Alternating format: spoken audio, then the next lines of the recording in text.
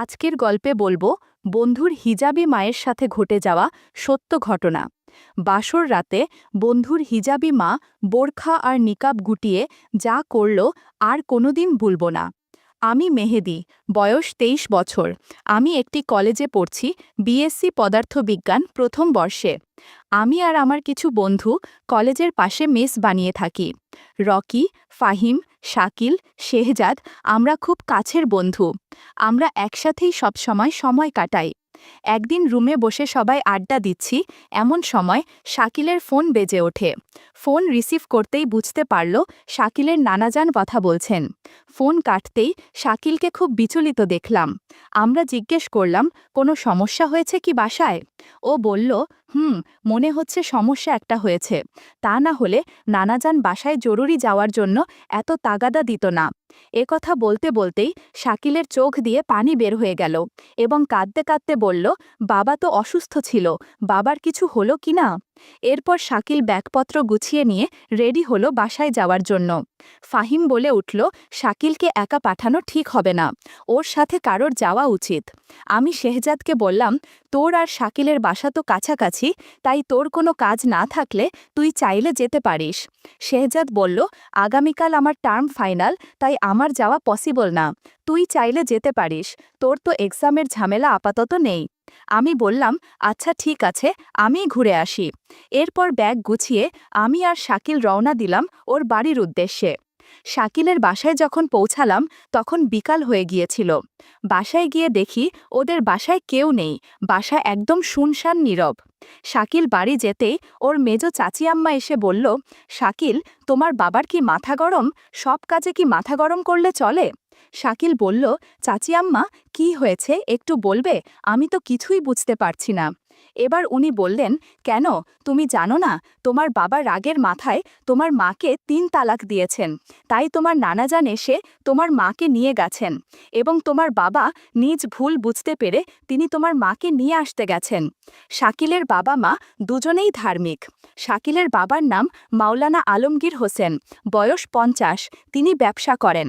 আর শাকিলের মায়ের নাম হাফেজা মোছাম্মদ মর্জিনা খানম, বয়স ৩৬। শাকিলের মা খুবই পর্দাশীল মহিলা, তাকে আজ পর্যন্ত কোনো পরপুরুষ দেখা তো দূরের কথা, কণ্ঠও শোনেনি। আমি আর শাকিল রওনা দিলাম ওর নানার বাসার দিকে।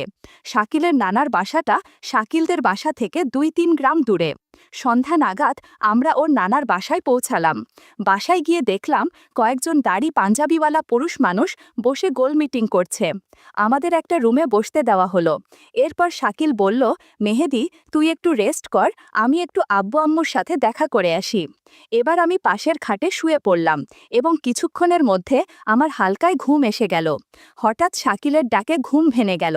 শাকিল আমাকে বলল, মেহেদি ওঠ, উঠে ফ্রেশ হয়ে নে, আমার বড় খালুজান তোর সাথে কথা বলবে। আমি ফ্রেশ হলাম। তারপর শাকিল আমাকে পাশের রুমে নিয়ে গেল। ওখানে গিয়ে দেখি বছর ৬০-এর এক বড় দাড়িওয়ালা লোক সোফায় বসে আছেন। আমি রুমে ঢুকতেই তার সাথে সালাম বিনিময় করলাম। সে আমাকে তার পাশে বসতে বলল এবং আমি তার পাশে বসলাম। প্রথমে তিনি আমার নাম, ঠিকানা, পরিচয় জিজ্ঞেস করলেন। আমি পটাপট উত্তর দিলাম। তারপর তিনি শাকিলকে যেতে বললেন রুম থেকে এবং শাকিল চলে গেল। আমার কেমন যেন ভয় ভয় লাগলো, মনে মনেই বললাম, হচ্ছেটা কি? এবার উনি আমার একটু কাছে এসে বলল, শাকিল, তোমার কেমন বন্ধু? আমি বললাম, খুবই ভালো বন্ধু, আমরা সব সময় একসাথেই থাকি, আমরা একে অপরের সুখে দুঃখে পাশে থাকার চেষ্টা করি। তারপর উনি বললেন, বাহ, খুবই ভালো, তো শুনে খুবই ভালো লাগলো। তবে আজ শাকিলের পরিবার খুবই বিপদে আছে, তোমার যে এই বিপদ থেকে শাকিলের পরিবারকে উদ্ধার করতে হবে বাবা।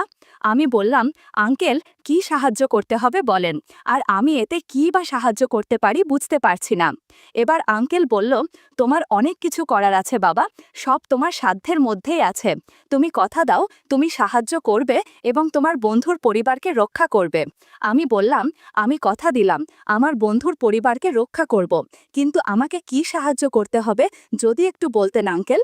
এবার আঙ্কেল বললেন, তুমি তো শুনেছ, শাকিলের আব্বু শাকিলের আম্মুকে তালাক দিয়েছেন রাগের মাথায়।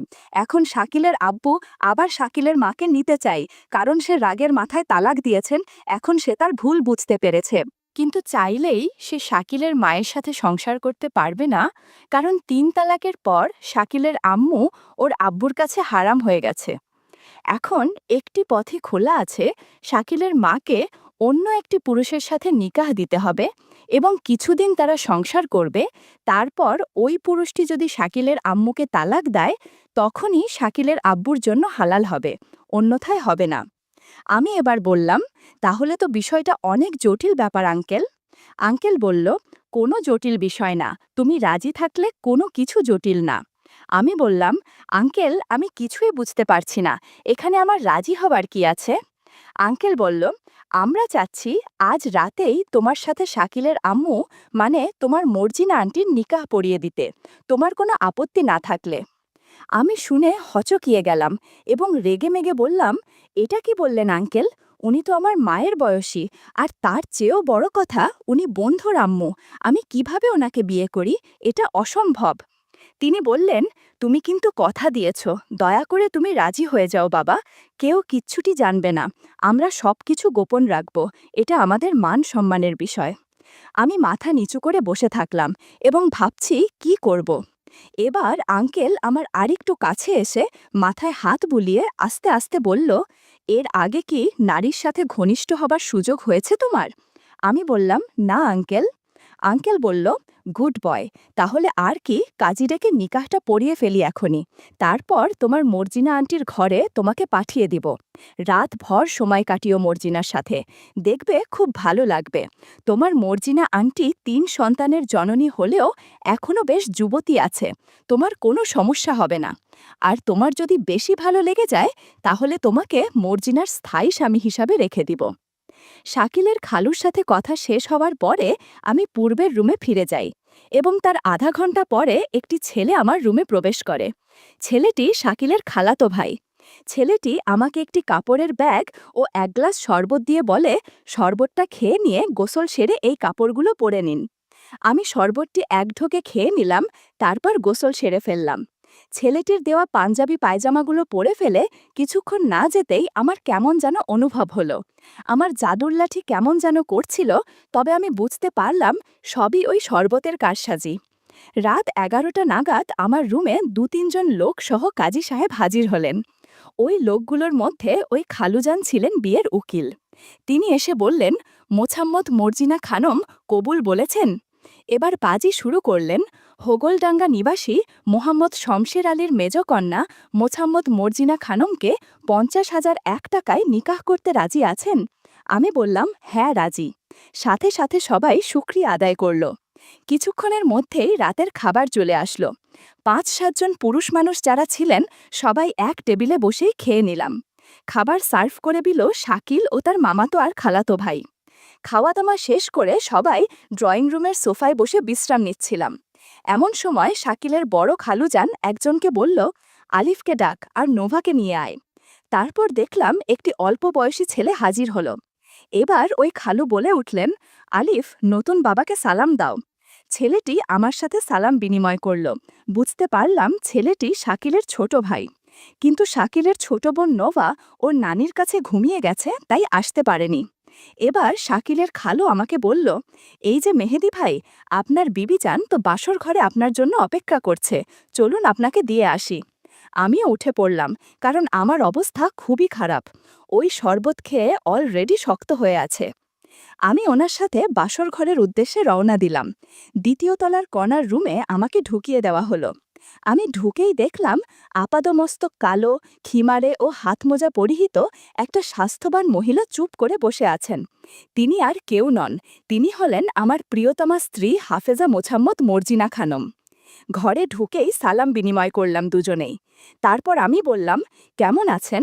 মর্জিনা বলল, ভালো।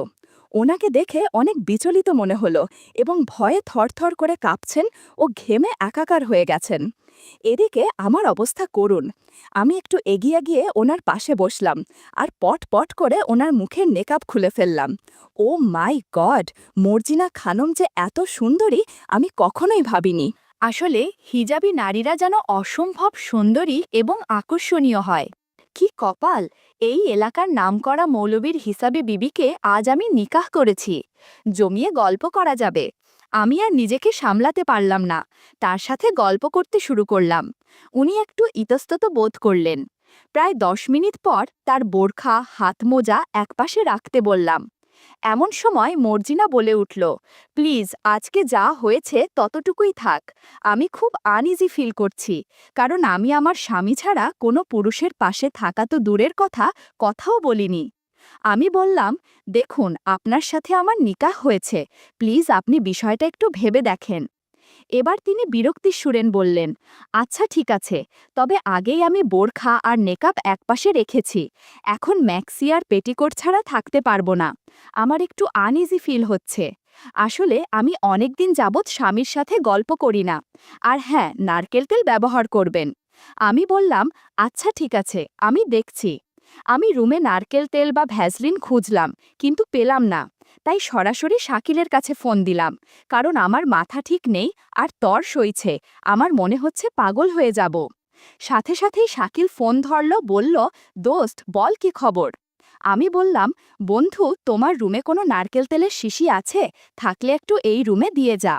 শাকিল বলল, নারকেল তেলের শিশি দিয়ে কি হবে। আমি বললাম, একটু দরকার, প্লিজ একটু ম্যানেজ করে দে। ও বলল, আচ্ছা ঠিক আছে, আমি নিয়ে আসছি। আমি দরজার লক খুলে সামান্য ভেজিয়ে রাখলাম। মর্জিনা খানম দেখলাম শুয়ে আছে, আমার দিকে তাকাতে লজ্জা পাচ্ছে। এমন সময় দরজার সামনে দাঁড়িয়ে আমাকে ডেকে উঠল শাকিল, বলল, মেহেদি নারকেল তেলের শিশিটা নে। শাকিলের আওয়াজ পেয়েই মর্জিনা আর আমি দুজনেই নিজেদের গুছিয়ে ফেললাম। শাকিল আমাকে আর ওর মাকে ভালোভাবেই দেখে ফেলল। আমি দরজার কাছে গিয়ে ওর কাছ থেকে শিশিটা নিয়ে দরজা বন্ধ করে খিল দিলাম। মর্জিনা রাগের স্বরে বলল, আপনি কি পাগল হয়ে গেছেন, দরজা খোলা রেখেই শুরু করেছেন। আমি বললাম, সরি, এমনটি আর হবে না। এরপর মর্জিনার সাথে আবার গল্প করতে শুরু করলাম। জাদুর লাঠি দিয়ে অনেক জাদু দেখালাম, মাঝে মধ্যে নারকেল তেলে দিয়েও অনেক জাদু দেখিয়েছি। রাত 1টা অবধি অনেক আড্ডা দেওয়ার পর অনেক ক্লান্ত লাগছিল। হঠাৎ আমার ফোনটা বেজে উঠল। ফোনের স্ক্রিনে দেখলাম শেহজাদ ফোন করেছে। বিষয়টা বুঝলাম না, রাত 1টা বাজে, এখন শেহজাদ কেন ফোন দিচ্ছে। শেহজাদ কি কিছু জানতে পেরেছে। আমি বিছানা থেকে উঠে ফোনটা রিসিভ করে বেলকুনিতে চলে গেলাম। ফোনের ওপাশ থেকে শেহজাদ বলল, কিরে ফোন ধরিস না কোনো, বন্ধুর মায়ের সাথে এত গল্প করলে হবে, আমাদের কাছ থেকে মতামত তো নিতে হবে। আমি অবাক হয়ে বললাম, তোকে এসব কে বলল, তুই এগুলো জানলি কিভাবে। শেহজাদ বলল, শাকিল আমাকে সব বলেছে, আর তুই যে শাকিলের মায়ের সাথে যা করছিল, শাকিল সব কিছু জানালার ফুটো দিয়ে দেখেছে। কি বলিস এখন, কি হবে। শেহজাদ বলল, শোন, শাকিলের একটা আপত্তি রয়েছে, তুই যেন বিদেশি বেলুন ব্যবহার করিস, ও আমাকে বলতে বলেছে। আমি এবার খুব রেগে গেলাম আর শেহজাদকে বললাম, ওর কোনো কথা আমি রাখতে পারবো না। ওর পরিবার আমাকে ওর মায়ের সাথেই নিকাহ করিয়েছে, আমার যেভাবে যা ইচ্ছা তাই করব। এই বলে ফোন রেলেন। ঘুম যখন ভাঙল তখন ঘড়িতে সকাল 9টা বাজে। দেখলাম রুমে আমি একাই, মর্জিনা খানমকে কোথাও পেলাম না। কিছুক্ষণ শুয়ে ফোন চপতে থাকলাম। এমন সময় শাকিলের খালাতো ভাই এসে বলো, এই যে নতুন খালু, সারা রাত তো আনন্দ করেছেন, এখন নিচে চলুন, নিচে গিয়ে নাস্তা করবেন, আপনার জন্য সবাই অপেক্ষা করছে, ফ্রেশ হয়ে নিচে আসুন। আমি ফ্রেশ হয়ে নিচে গেলাম। ডাইনিং টেবিলে দেখলাম শাকিলের নানা যান, বড় খালু যান, ছোট খালু যান, শাকিল আর শাকিলের ছোট ভাই আলিফ নাস্তা করছে। ওদের সাথে নাস্তা সেরে নিলাম। নাস্তা শেষে শাকিলের বড় খালুজান আমার ডাকলেন। তিনি আমাকে একটু কাছে টেনে বললেন, কি ভাইজান, কেমন লাগলো শাকিলের আম্মা। আমি বললাম, উনি অনেক ভালো। উনি বললেন, গত রাতে কিছু করেছ। আমি মাথা নিচ করে বললাম, হ্যাঁ। উনি বললেন, এজন্য সকালে পারভিন ডাক্তার এসেছিল। শোনো, বেশি ভালো লাগলে বলতে পারো, তাহলে মর্জিনার সাথে সংসার করার ব্যবস্থা করে দিব। আমি বললাম, কি বলেন, এটা কিভাবে সম্ভব, শাকিল বা শাকিলের বাবা মা ওরা তো কখনোই মানবে না। এবার উনি বললেন, শোনো, তুমি হয়তো জানো শাকিলের বাবার হার্টে 3টা রিং পরানো আছে, আবার সাথে টাইপ 2 ডায়াবেটিস। আলমগীর সাহেব 2 বছর যাবৎ মর্জিনার সাথে সময় কাটায় না। ওনাকে নিয়ে আমি অনেক ডাক্তার কবিরাজের কাছে গিয়েছি, কিন্তু তাতে কোনো ফলাফল আসেনি। এই নিয়ে শাকিলের বাবা মায়ের মধ্যে দাম্পত্য কলহ চলছে অনেক দিন ধরেই। শাকিলের আম্মাও অনেক দিন ধরে ধৈর্য ধরে আছেন। শাকিলের বাবা আলমগীর সাহেব ইন্তেকাল করলে তিনি আবার নিকাহ করবেন। তাই বলছি, মর্জিনা খানমকে ভালো লাগলে বলো, আমরা শাকিলের বাবাকে একটু বোঝাই। উনি রাজি থাকলে তোমার আর শাকিলের আম্মাকে তালাক দেওয়ার ঝামেলা করা লাগবে না। শাকিলের আম্মাজানের সাথে সংসার শুরু করো, ভালো লাগবে। শাকিলের খালিজানের সাথে কথা শেষে আমি ওপরের রুমে যেতে থাকলাম। রুমে গিয়ে দেখলাম মর্জিনা খানম ও তার ছোট মেয়ে নোভা শুয়ে আছে। সারা দিন কিভাবে যেন কেটে গেল। রাত নামতেই আবারও মর্জিনা খানমের সাথে গল্প শুরু করলাম। জাম্বুরা খেলাম, অনেক আড্ডা দিলাম। এতক্ষণে মর্জিনা খানম আমার সাথে বেশ ফ্রি হয়ে গেছে। কোনো কিছু করতে গেলে আর বাধা দেয় না। রাত তখন 3:22। আমি তখন চতুর্থবারের মতো কাজ করছি। এমন সময় বাইরে হইচই শুরু হলো। আমি কোনো রকমে নিজেকে গুছিয়ে বাইরে চলে আসলাম। আমার পিছু পিছু মর্জিনাও আসতে লাগলো। নিচে এসে শুনি শাকিলের বাবা স্ট্রোক করেছে। শাকিলের চাচা ফোন দিয়েছিল কিছুক্ষণ আগেই। ওর বাবাকে হাসপাতালে নিয়ে যাওয়া হচ্ছে। শাকিলের মা সহ সবাই কান্নাকাটি করা শুরু করলো। কিছুক্ষণ পরে শাকিলের খালুজানের ফোনে একটা ফোন আসলো। শাকিলের খালু ফোন ধরতেই ওপাশ থেকে একজনের কথা শুনতে পেলেন, এবং তার কথা শুনে ওনার মুখ ফ্যাকাশে হয়ে গেল। উনি মাথা নিচু করে বললেন, শাকিলের বাবা ইন্তেকাল করেছেন। সারা বাড়িতে শোক নেমে এলো। দেখতে দেখতে 1 বছর কেটে গেল।